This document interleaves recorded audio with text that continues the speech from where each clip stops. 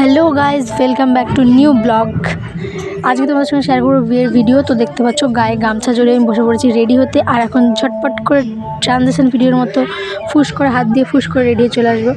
আর তোমরা যতটা সহজ দেখতে পাচ্ছ ততটা সহজ নয়, কারণ আমি এর আগে আমার দুটো বোনকে দু তিনজনকে আর কি রেডি করিয়েছি মোটামুটি, দিয়ে তারপরে নিজে রেডি হয়েছি। আর এই হলো আমার লুক, একটা সিম্পল লুক। তো চলো ভিডিওটা শুরু করা যাক।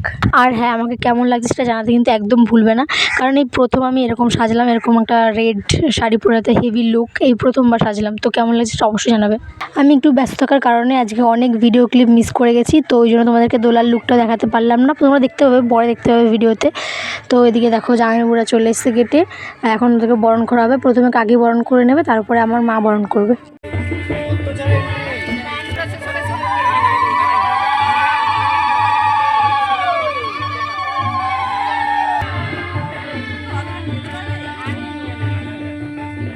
বরণ পর্ব শেষ, এবার কী ভাবছো গেট দেওয়া হবে? না না, একদম নয়। আমরা একটু অন্যরকম প্ল্যান করেছিলাম। জামাইবাবু আসার পরে গেটে জামাইবাবুর উপরে জুলুম চালাতে চাইনি, তার জন্য ভেবেছিলাম যে খুব সুন্দর করে আপ্যায়ন করে গেটে আমরা জামাইবাবুকে বরণ করে ঢোকাবো বাড়িতে। তো তারপর পরে আমাদের দাবি দাওয়া হবে যা সব পরে, তার জন্য প্রথমে আমরা খুব সুন্দরভাবে সব বোনেরা মিলে নাচ করেছিলাম। সেই নাচের ভিডিওটা তোমাদের সঙ্গে আমি পরে শেয়ার করবো আলাদাভাবে, তোমরা দেখতে পাবে।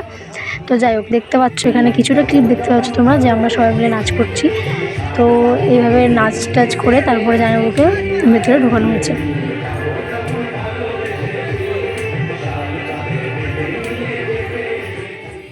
তো এর আগের গায়ে হলুদের ভিডিওটাতে তোমরা দেখতে পেয়েছো যে আমাদের বাড়ি থেকে বিয়ের দিন সকালবেলাতে ওই বাড়িতে মানে জামাইবাবুকে গিয়ে আশীর্বাদ করে আসা হয়েছে, যে তাতে কম সময় ছিল, আগেও বলেছি তোমাদেরকে। তো এদিকে তো মানে দোলাকে আশীর্বাদ করা হয়নি, তার জন্য দোলাকে বিয়ের দিনকেই বিয়ের আগে আশীর্বাদ করে নেওয়া হচ্ছে। তো এই যে তালই মশাই আরও অনেকে ওই বাড়ি থেকে যারা এসেছিলো তারা সবাই এখন দোলাকে আশীর্বাদ করছে। এরপরে বিয়ের বাকি অনুষ্ঠান শুরু হবে। আর এই যে এই হলো তত্ত্ব, ওই বাড়ি থেকে যে তত্ত্বগুলো দেওয়া হচ্ছে সেগুলো, তো আমাকে বলা হয়েছিল এগুলো গুছিয়ে রাখতে, তাই গুছিয়ে রাখতে গিয়ে আমি কিছুটা ভিডিও করে নিচ্ছি। এরপর বাইরে বেরিয়ে দেখি জামাইবাবু বিয়েতে বসে পড়েছে, কিন্তু তার আগে একটা কাণ্ড হয়ে গেছে। সেটা হলো এই যে জামাইবাবুর শালিরা জামাইবাবুর জুতো চুরি করে নিয়েছে, কিন্তু সেই ভিডিওটা ক্লিপ নেওয়া হয়নি, তোমাদের সঙ্গে শেয়ার করতে পারিনি। যাই হোক, তো এরপরে এই যে দোলাকে নিয়ে আসা হচ্ছে, এখন ওদের শুভ দৃষ্টি, 7 পাকে ঘোরাটোরা এগুলো সব হবে। আর এই যে ইনি হলেন জামাইবাবুর মামা, মানে আমাদেরও মামা আর কি। তো মামাই দোলাকে কোলে করে নিয়ে এসছে। আর এখন হবে 7 পাকে ঘোরা, মানে 7বার জামাইবাবুকে দোলা ঘুরে আসবে, ঘুরে এসে 7বার জামাইবাবুর পা ধুইয়ে দেবে এবং চরণে ফুল দিয়ে পুজো টুজো করবে, এরকম নিয়ম আছে। তো এখন সেটাই হবে। দেখো, ওকে সব নিয়মগুলো সুন্দরভাবে বুঝিয়ে দেওয়া হয়েছে, আর তাই ও সুন্দরভাবে সব নিয়ম পালন করছে। জামাইবাবুর পায়ে দেখো একদম তেল মাখিয়ে নিয়েছে, এরপরে আবার ফুলগুলো ও একদম সাজিয়ে সুন্দর করে দিচ্ছিলো, এত সুন্দরভাবে দিচ্ছিলো, মানে লক্ষ্মী বউ যাকে বলে। এখন হবে ওদের শুভ দৃষ্টি, আর শুভ দৃষ্টিতে ওদের একটা ডিল হয়েছিল, সেটাই আমি দেখবে একটু পরে বলছিলাম যে ডিল পূরণ করো জামাইবাবু। আসলে ওদের কথা হয়েছিল যে শুভ দৃষ্টির সময় জামাইবাবু হচ্ছে চোখ মারবে। আর আমি সেটা জানলাম কি করে বলো তো, কারণ আমাকে বলা হয়েছিল ভালো করে ভিডিওটা করতে, মানে ক্লিপটা নিতে সুন্দর করে যে চোখ মারছে, বাট সেটা আর হয়নি।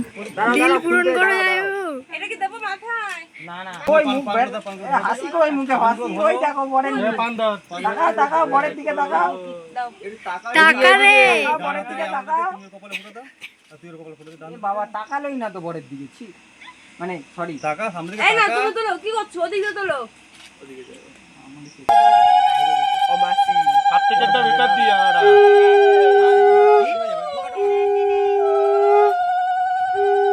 মাথা নিচে কর, সুটে গয় একসাথে।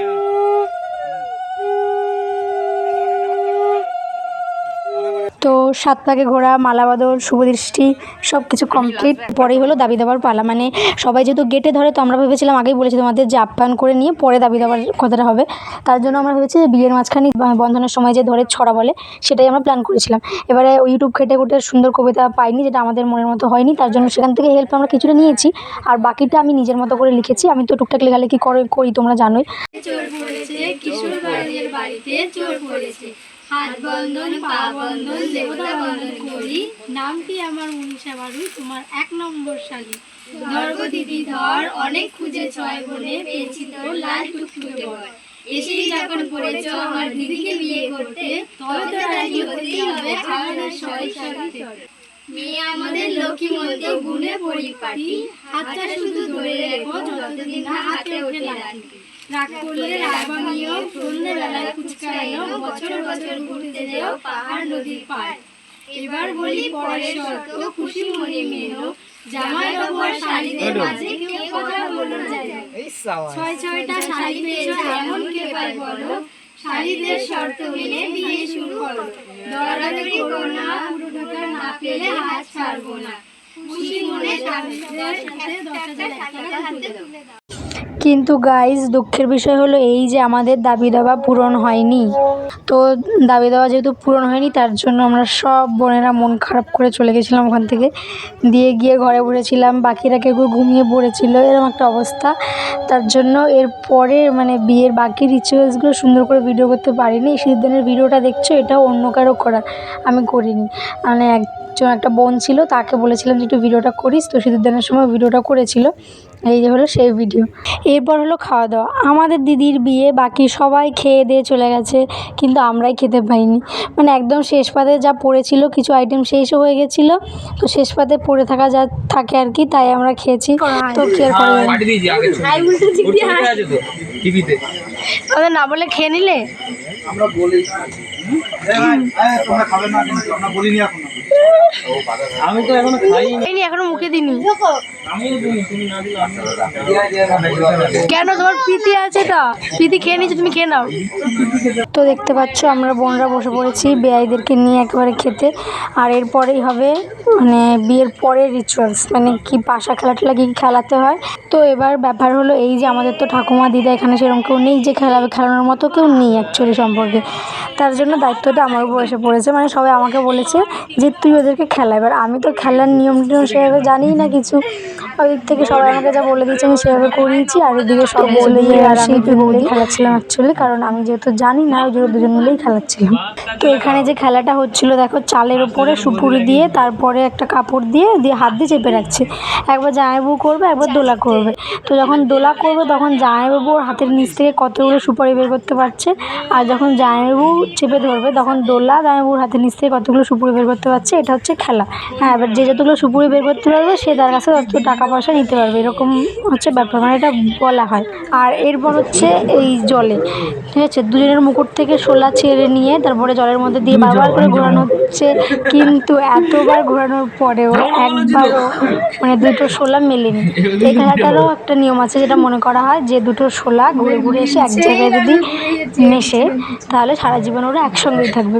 কিন্তু আমরা এত চেষ্টা করলাম, তারপর শোলা দুটোকে মেলাতে পারলাম না। কাছে এসে আবার দূরে সরে যাচ্ছে, কি জানি কেন। দুজনে একসাথে ছেড়ে দাও, তারপর লাস্ট হচ্ছে না একবার হচ্ছে।